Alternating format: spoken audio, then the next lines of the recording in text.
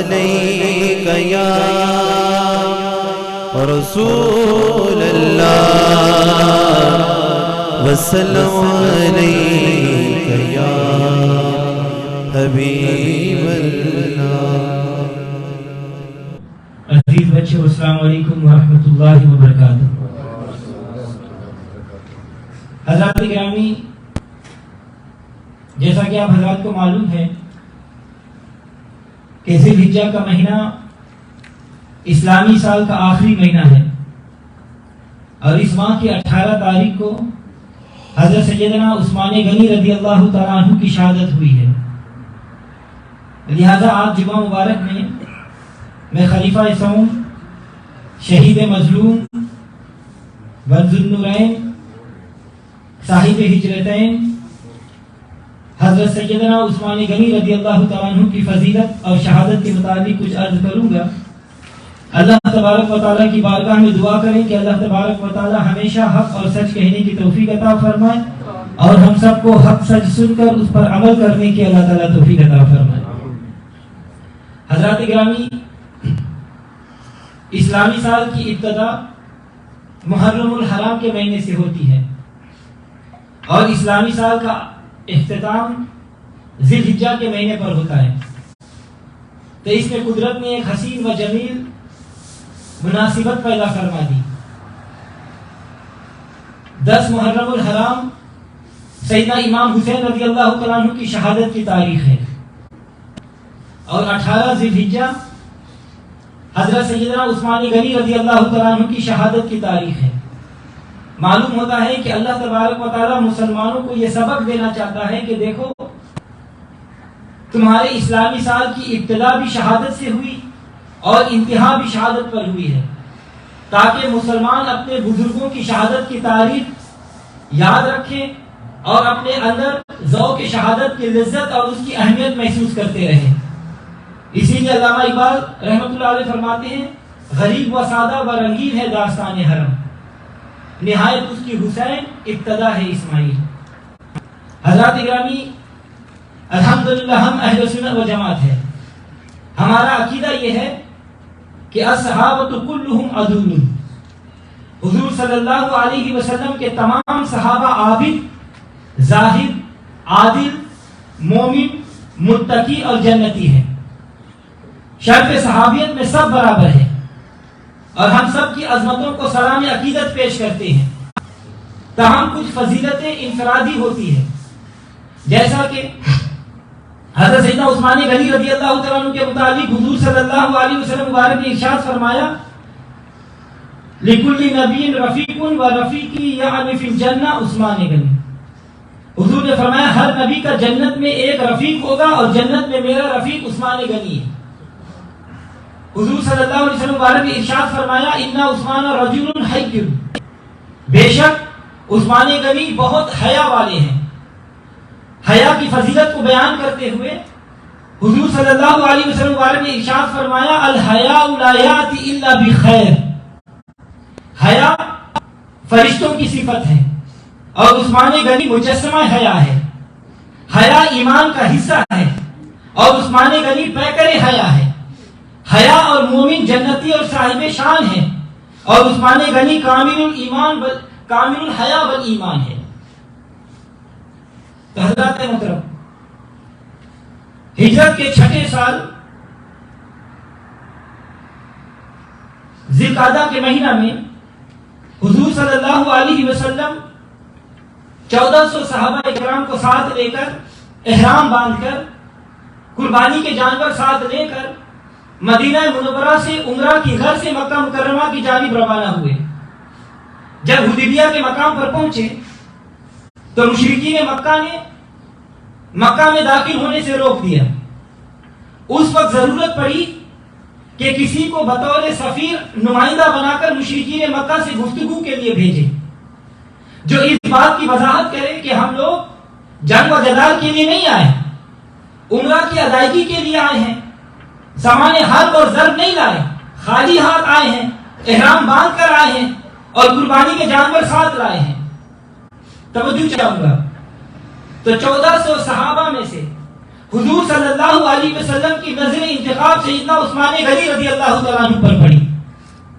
حضور نے فرمایا کہ اے عثمان، آج تم اللہ کے رسول کا نمائندہ بن کر جاؤ.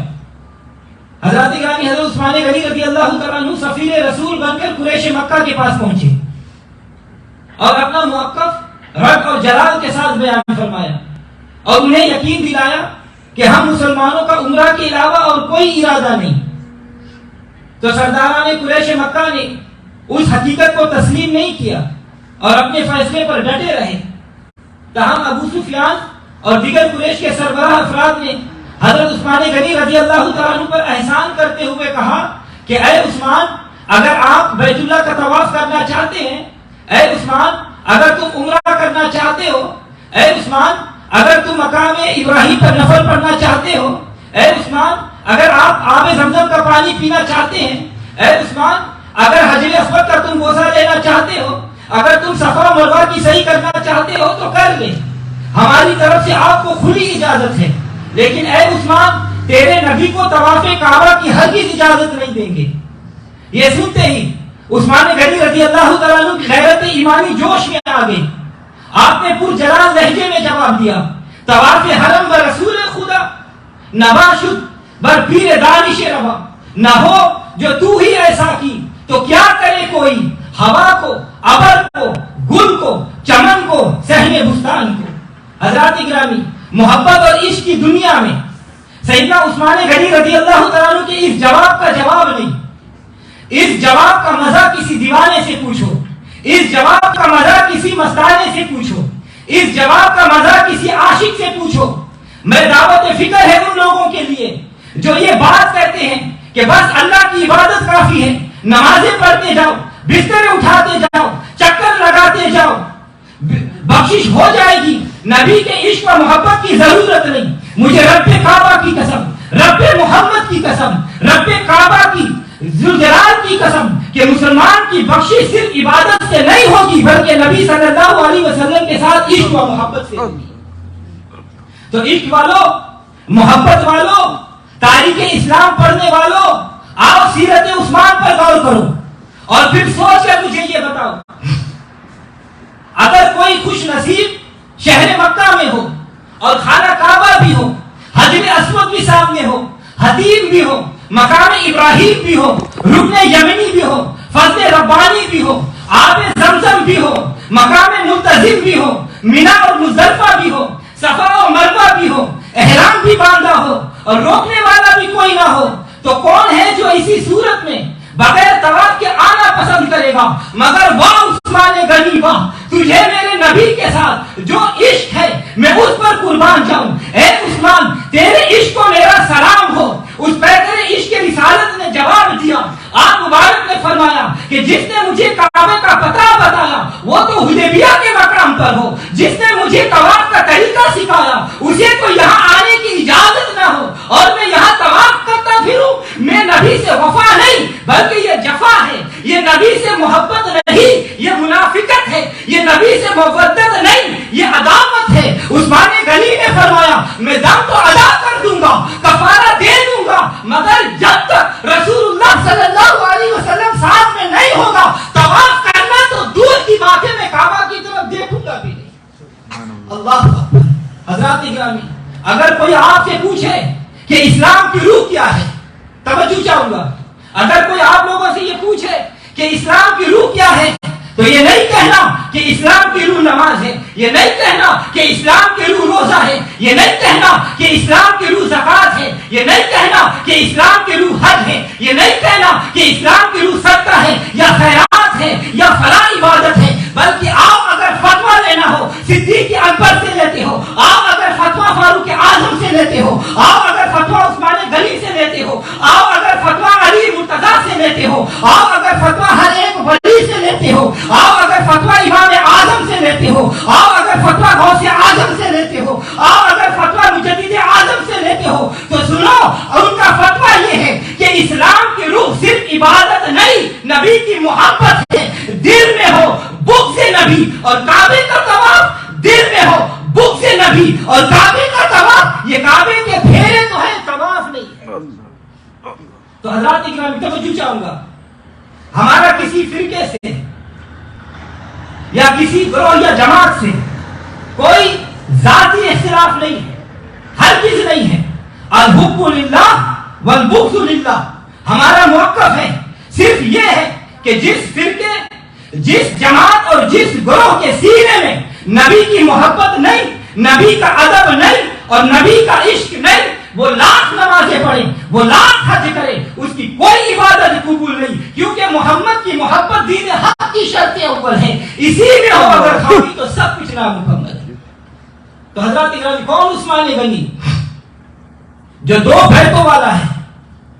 سیدنا عثمان غنی رضی اللہ تعالیٰ عنہ کو حضور صلی اللہ علیہ وسلم سے دو بیعت کا شرف ملا۔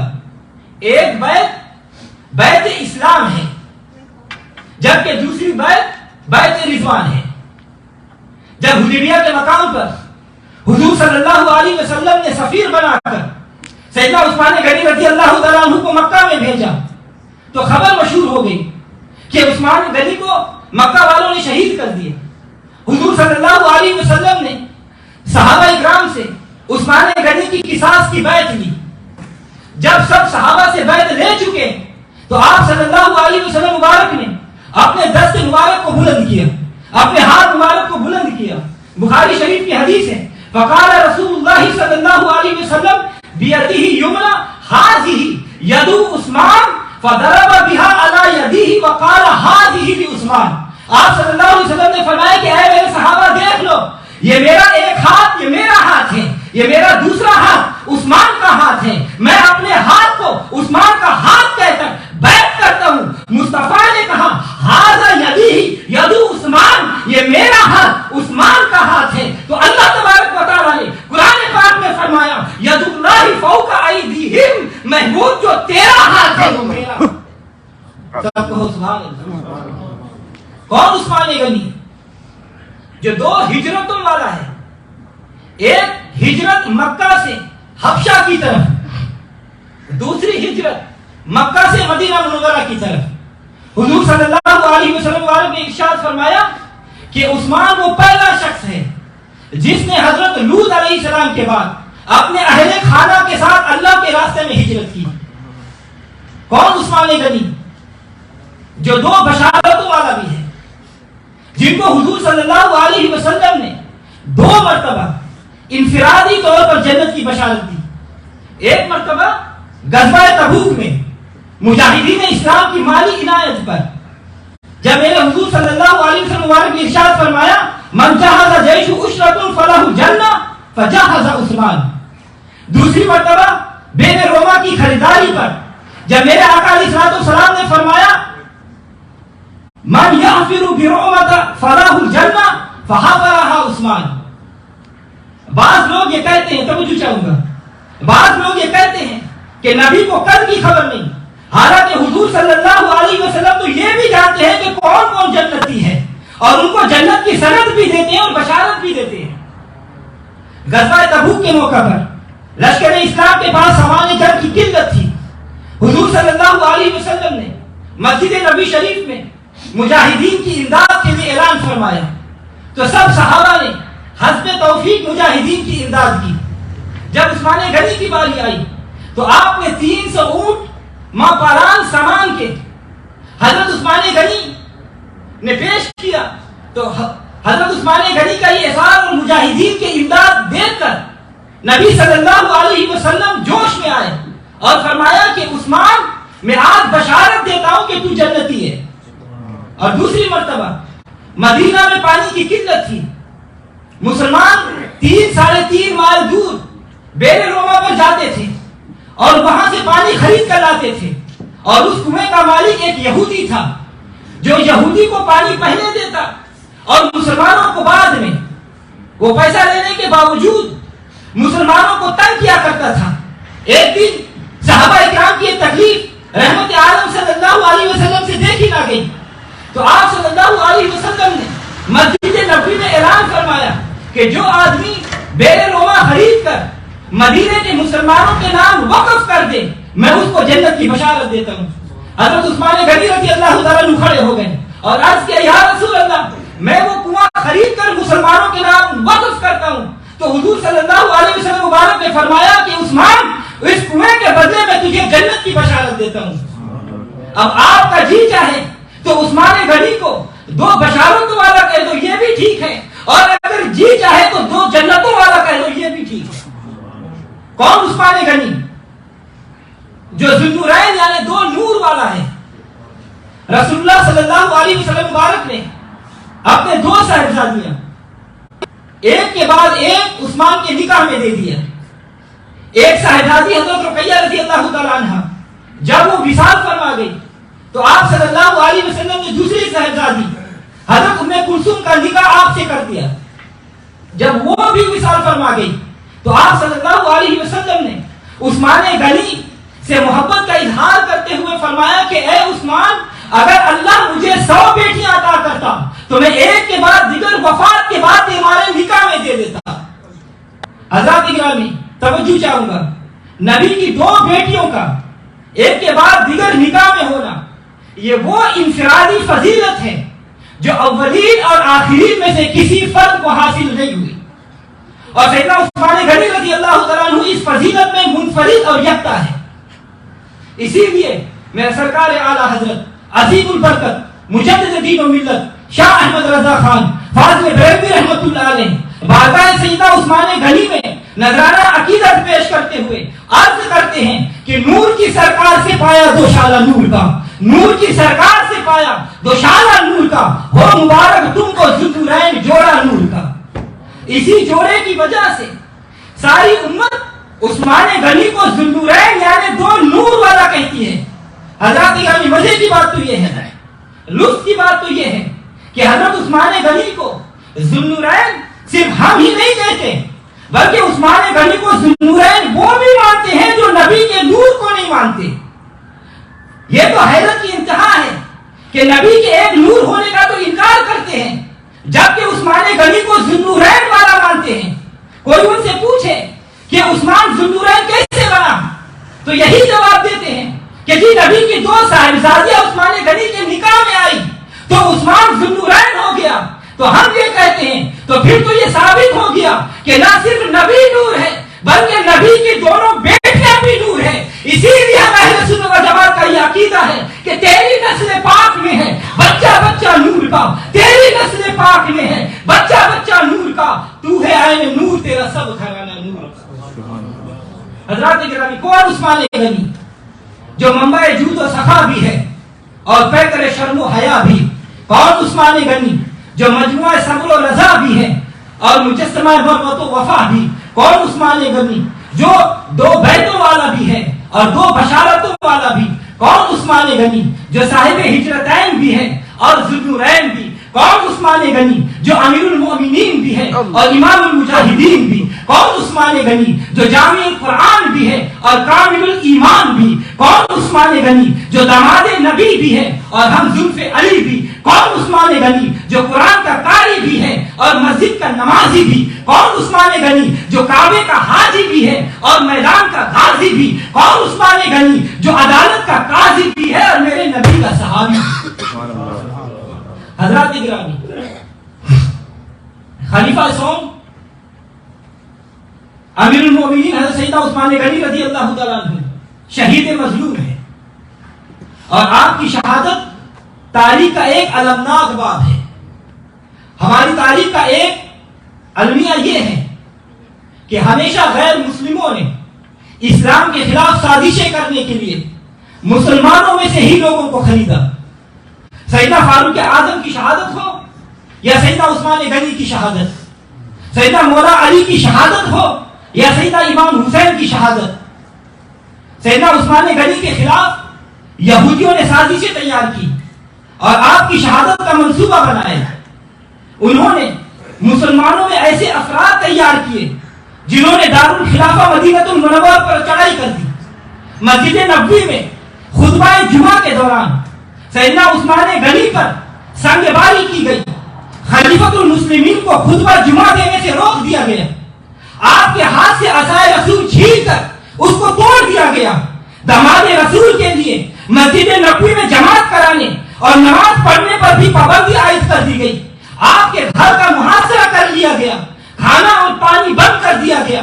حضرات گرامی، مانا کہ داستان کربلا بڑی دردناک ہے، توجہ چاہوں گا، مانا کہ داستان کربلا بڑی دردناک ہے، مگر شہید مظلوم سیدنا عثمان غنی کی داستان بھی بڑی کربناک ہے۔ اے حسین پر کربلا میں، اگر حسین پر کربلا میں 3 دن پانی بند رہا تو سیدنا عثمان غنی پر مدینہ منورہ میں 40 دن پانی بند رہا۔ اگر حسین پر فرات کا پانی بند تھا تو عثمان غنی پر اپنی زر خرید بیر روما کا پانی بند تھا۔ تو اے ذکر کربلا سنانے والوں خطیبوں، اے ذکر کربلا سنانے والوں واعظوں، شہادت عثمان کا بھی بیان کیا کرو، شہادت عثمان بھی ذکر کیا کرو، کیونکہ اگر حسین نواسہ رسول ہے تو عثمان غنی داماد رسول ہے۔ اگر نواسہ رسول کا امت پر حق ہے تو داماد رسول کا بھی امت پر حق ہے۔ تو حضرات اکرامی، کون عثمان غنی؟ جو جامع قرآن بھی ہے اور شہید قرآن بھی۔ جب باغیوں نے آپ پر حملہ کیا تو آپ قرآن پاک کی تلاوت کر رہے تھے اور آپ کے خون کے چھینٹے قرآن کریم کی آیت فَسَيَكْفِيكَهُمُ اللَّهُ وَهُوَ السَّمِيعُ الْعَلِيمُ پر پڑھے تو گویا قرآن آپ کی شہادت کا گواہ بن گیا۔ قیامت کے دن ہوگا، حشر کے میدان میں، جب خدا کی بارگاہ میں شہید حاضر ہوں گے، کسی کی شہادت کی گواہی بدر کا میدان دے گا، کسی کی شہادت کی گواہی احد کا میدان دے گا، کسی کی شہادت کی گواہی تبوک کا میدان دے گا، کسی کی شہادت کی گواہی خندق کا میدان دے گا، کسی کی شہادت کی گواہی خیبر کا میدان دے گا، کسی کی شہادت کی گواہی کربلا کا میدان دے گا۔ مگر جب عثمان غنی کی باری آئے گی تو ان کی شہادت کی گواہی خدا کا قرآن دے گا۔ سب کو سبحان اللہ۔ حضرات گرامی، اے شہید مظلوم، اے سیدنا عثمان غنی، ہم گنہگاروں کی طرف سے بھی سلام عقیدت قبول کرو۔ آپ پر تو صبح اور شام، صبح شام ہر گھڑی خدا کا سلام آتا ہے۔ اللہ تعالیٰ قرآن پاک میں فرماتا ہے سلام علیکم بما صبرتم فنعم عقبی الدار، سلامتی ہو ان پر، سلامتی ہو ان پر جو صبر کرنے والے ہیں، اور صبر کا بدلہ پچھلا گھر کیا ہی خوب اچھا گھر ان کو ملا۔ حضرات اکرامی، توجہ چاہوں گا، ترمذی شریف کی حدیث ہے،